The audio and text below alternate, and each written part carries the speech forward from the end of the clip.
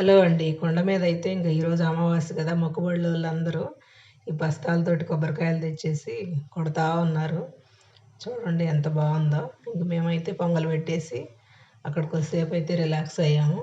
ఇంకైతే దర్శనానికైతే క్యూలోకెళ్తున్నాము. Full rush ఉంది. ఇక్కడ లేదు గానీ అటు లోపలికి ఎళ్ళగా మాకే 2:30 గంట పట్టింది దేవుడిని చూసి బయటకొచ్చేసరికి. చాలా రష్ ఉంది. ఇంక ఈరోజు మంచి రోజని అందరూ బాగా గుడికొచ్చేసారు. ఇంకా హాలిడేస్ అవ్వడం వల్ల ఇంకా చాలామందయితే వచ్చారు. బావుంది గుడంతా. ప్రతి సంవత్సరము 2, 3 సార్లయినా మా వారైతే ఎళ్తుంటారు. ఎళ్ళినప్పుడు ఒకసారైతే మేమందరం ఫ్యామిలీ కలిసి హాలిడేస్‌లో ఎళ్తుంటాము. గుడైతే చాలా పెద్దగుంటది. గర్భగుడి పైన అమ్మవారి దగ్గరైతే ఫోన్ అయితే ఎలో లేదు. ఇంకిక్కడ బయట మామూలుగా అయితే మనం ఏదో తీసుకోవడం అంతవరకే.